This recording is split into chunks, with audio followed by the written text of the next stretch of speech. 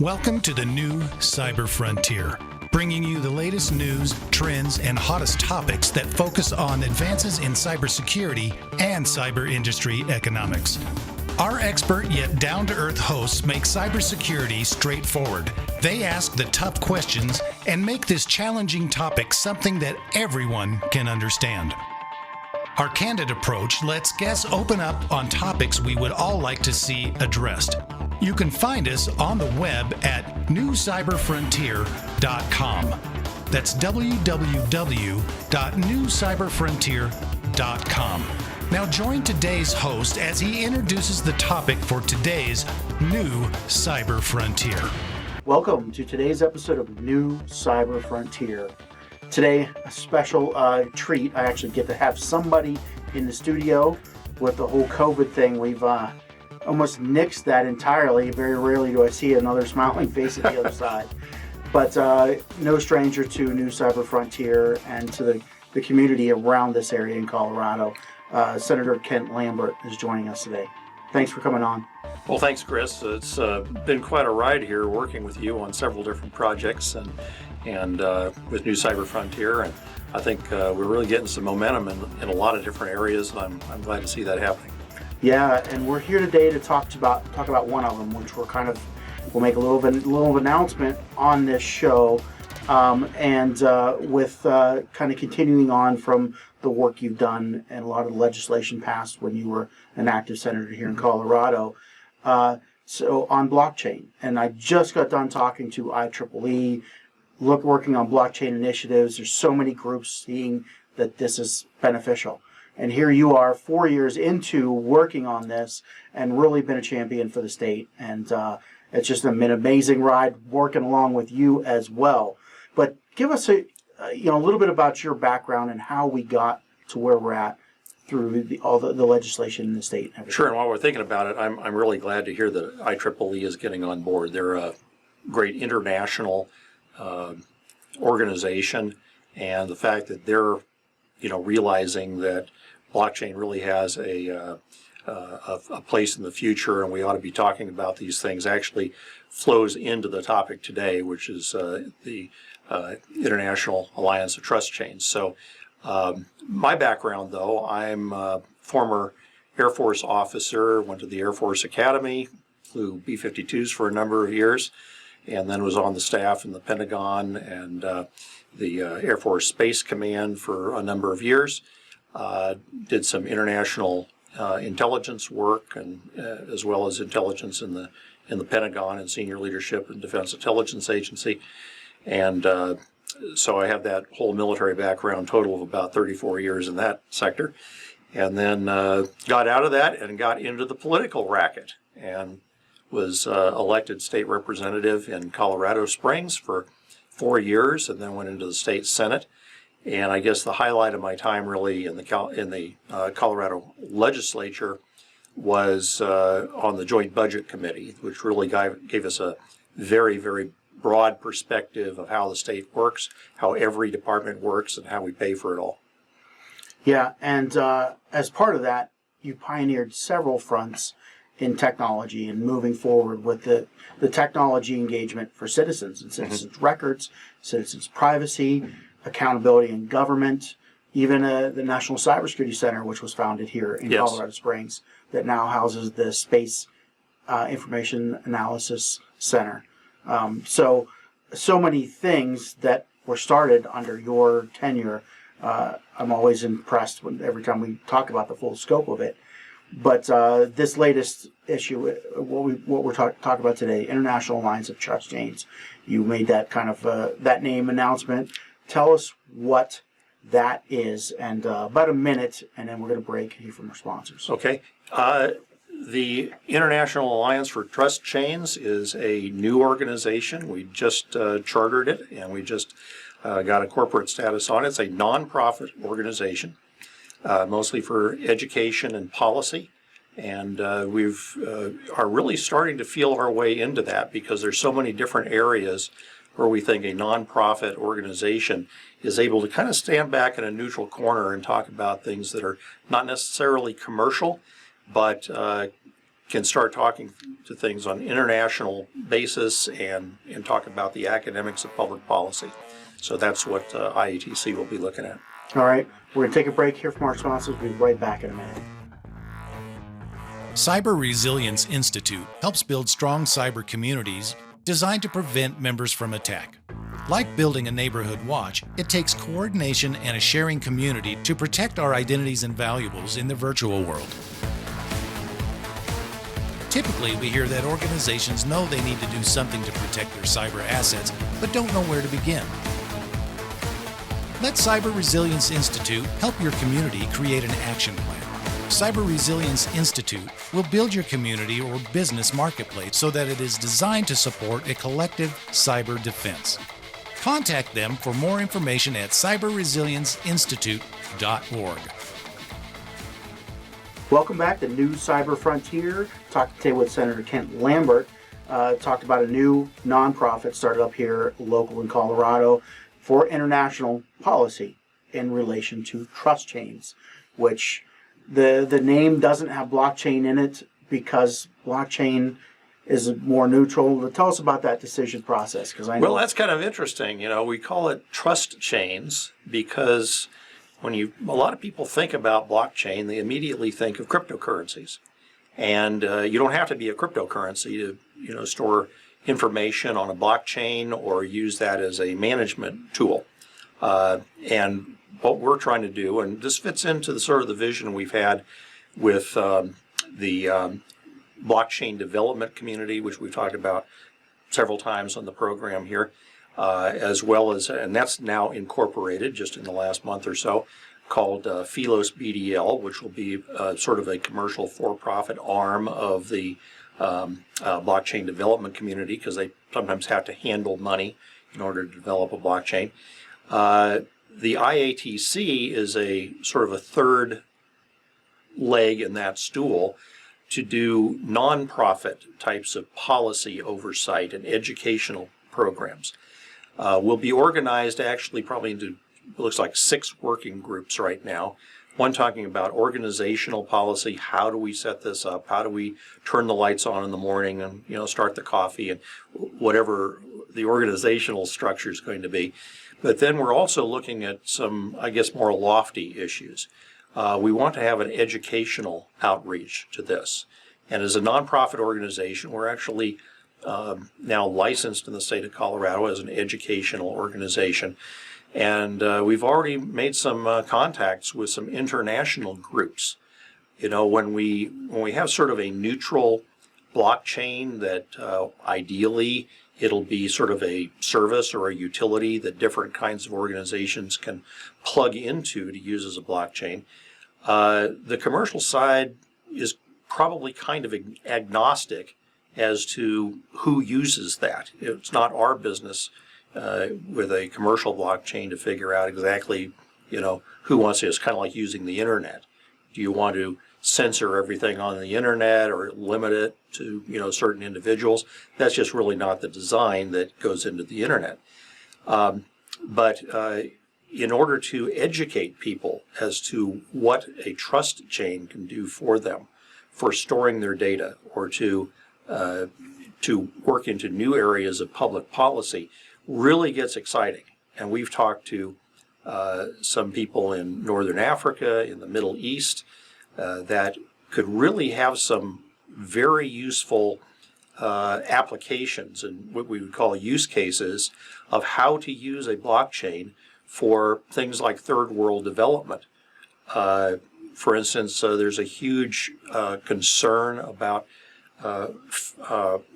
fair trade in Western African countries. Can you deliver crops? Can you deliver coffee or cocoa without exploiting workers or exploiting children? And if you have a trust chain that documents where each one of these products comes from, and that maybe they've had international inspectors checking their programs, it starts building up the trust that you really can trust the products that are coming out of some historical areas that have had exploitation of labor and children and abuse in some cases. So this can really be a public policy tool. In Latin America, people are really excited about perhaps registering their property ownership, because that's been a huge problem with some of the governments in Latin America. And this is where some of the very initial excitement has come out of blockchain is in Latin America, because it could be a way of neutrally handling and fairly handling property ownership. Yeah, I mean, so many instances, international, national, but really we started here in Colorado from things that you put through legislation with some other sponsors and everything.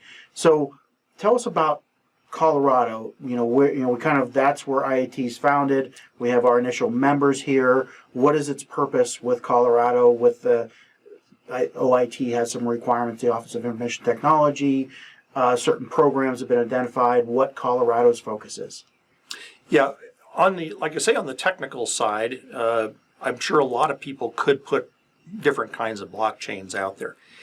On the policy side, I think it's how you use those.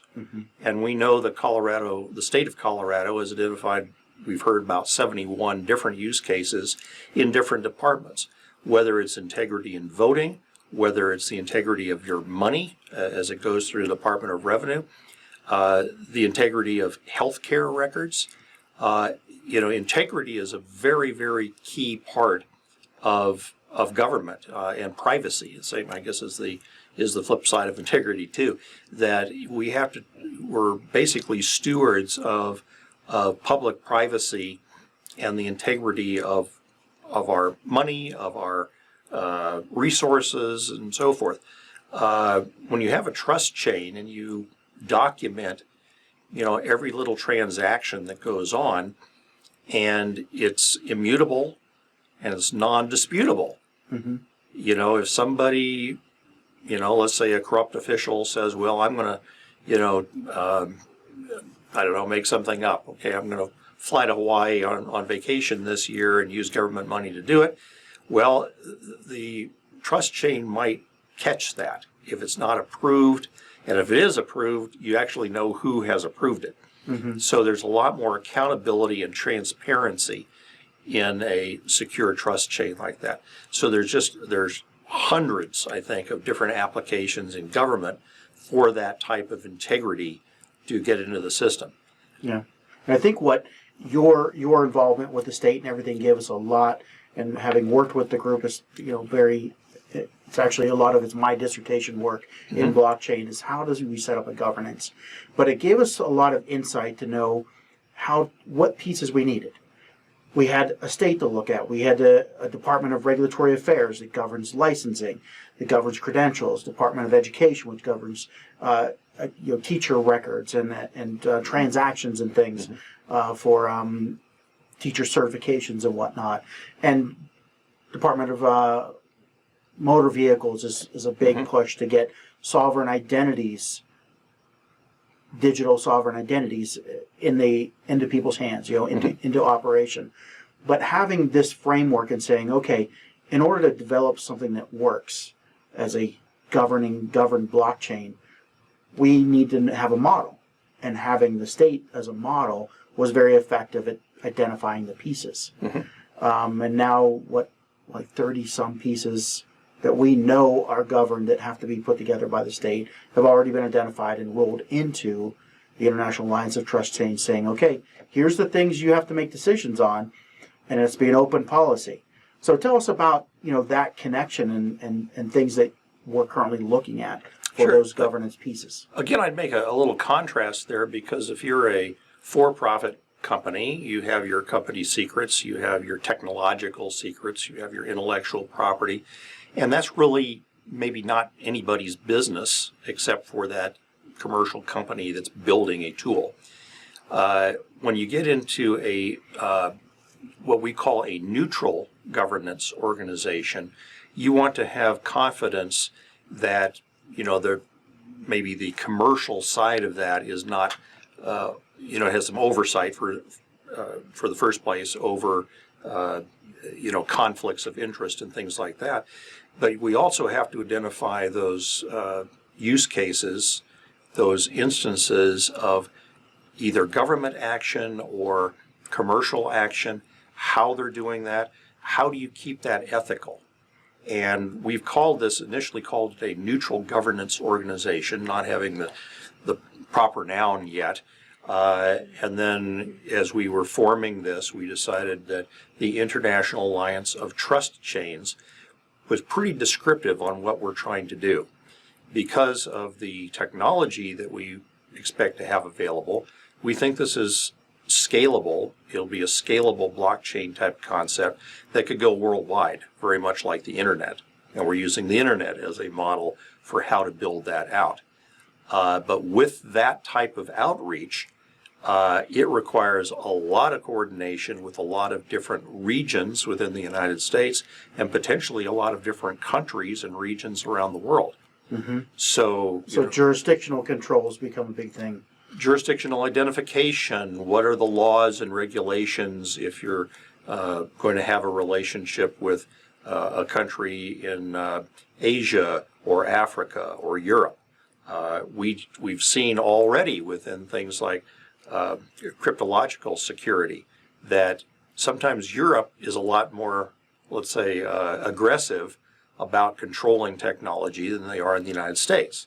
So, you have to identify what those standards are if you want to play in that sandbox. Mm-hmm. So it's important to understand this. And again, a lot of this is an academic discussion. What should be those policies? What should be those restrictions and regulations? So, I don't think we can just take a new tool or a new technology like this and expect to go to country X someplace across the other side of the planet and have them just plug it into a blockchain without understanding what it does in the first place and understanding it's not going to exploit their people. Yeah. We'll take a break here from our sponsors. We'll be right back in a minute. Thank you.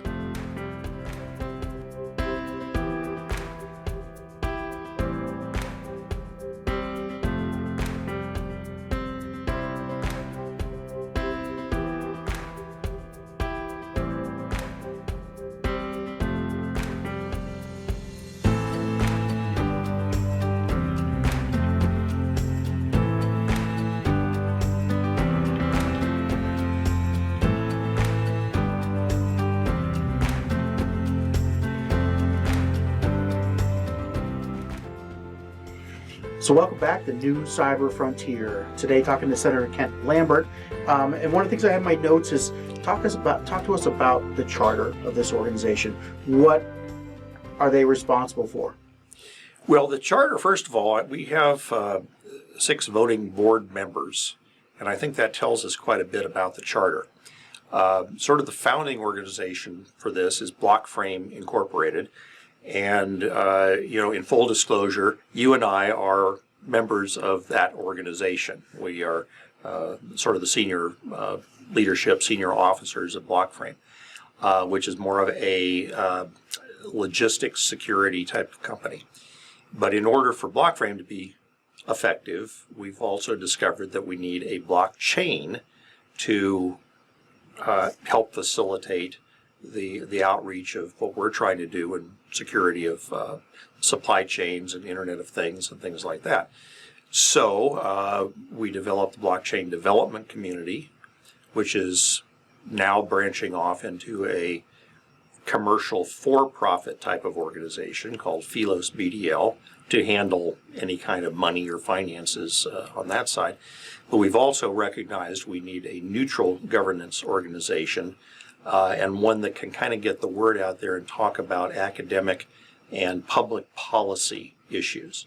That other entity, the neutral governance organization, is now called the International Alliance of Trust Chains. So it's, in a sense, it's a 3 or 4-legged stool that does different things. There's some for-profit things. There's this side is the non-profit side, the ITC. I mentioned the partner on that through the state is now the University of Colorado. Right. Has been pulled in as the kind of the central hub where this is going to exist under their wing. So Right. the outreach from education through University of Colorado. Education, and again, sort of a neutrality of a state government presence that is also not a commercial government presence. So just in our board of directors initially, we have a couple members from the Block Frame Incorporated company. We have a couple members from the blockchain community, or the blockchain developers from Philos BDL.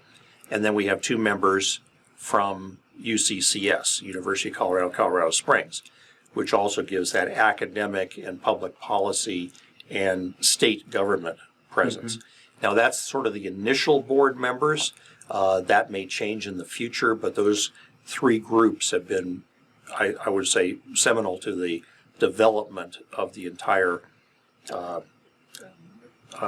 merging of the blockchain and the applications and the policy. But now we need to start separating those out into self-sufficient, sustaining organizations. Yeah, up until this point, it's been kind of the research and development phase, and now the outreach and the growth. What does this look like in the future? Bring in discussions, as we talked about with IEEE, with other organizations that will be seated board members on this nonprofit, and universities around the globe, and other trade organizations are even being addressed. Give us some of the thoughts about where you're going with that. Well, back to IEEE. I mean, I think any organization like this, especially a nonprofit organization that may be philanthropic, it may be educational, if you're going to have trust chains, you have to have trust, which means you're going to have ethics. And one of the first places I'm looking at is what's the code of ethics for IEEE, the International Electronics Engineers Association. So they have their code of ethics. My background right now is more in systems engineering. The systems engineering organization is called INCOSE, and they have their own list of ethical principles. Not surprising, so do engineers, so do civil engineers, and they start actually looking very, very similar, because professional organizations like that basically are saying the same thing. It's like the Hippocratic Oath. First of all, do no harm to people, and then go on from there. That you want to, especially in our profession, you want to protect the privacy of people, or you should be. Now, not all blockchains and not all security firms necessarily want to protect the privacy of people. But we think that's a key concept that we need to have to build trust, especially in international affairs. So what are you looking for as far as now that you're growing outreach? What would you look for from our listeners to engage with on? What types of talents are you going to be staffing on the IATC and things like that? Well, and we're starting that discussion. I mentioned there are going to be 6 board members, and so far officially we have 2 out of the 6. So we are really a startup, and we'll be looking in those various areas and fleshing out, it looks like right now, about 6 working groups. So we will have some working groups that are going to be specifically looking at like business use cases, some that are looking at, like I say, the ethical principles of the organization. And I think we're looking at outreach among, different professional organizations that may access blockchains in the future. The other side, on the academic side, I think this is wide open, because we're not talking necessarily about technical blockchain development, mathematics, and all the underpinning that goes along with that. We do want to educate people as to how that works and how it can be used. But once they understand that, we're looking for the different use cases. I mentioned before, the idea of putting property ownership on this in South America. One of the great heroes, I think, of blockchain is Hernando de Soto, who's probably one of the world's greatest economists down in Peru. And he's saying, wow, we really have a problem because nobody knows who owns what. And the biggest gorilla on the block can just come out there and steal your candy from you if you have property. So we don't want those kinds of societies, and people are trying to work to improve their ability when they put their whole life into their family farm. They want to make sure that it's officially registered. Others are very concerned about the trading of goods.